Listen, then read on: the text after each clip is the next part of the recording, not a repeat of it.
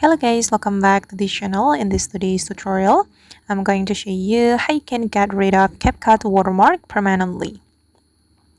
Okay, let's get into it guys. I have opened my CapCut application, and if you want to get rid of the CapCut watermark, you need to turn off the CapCut default ending.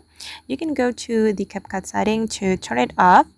Click on this icon first and then select this setting icon on the top right.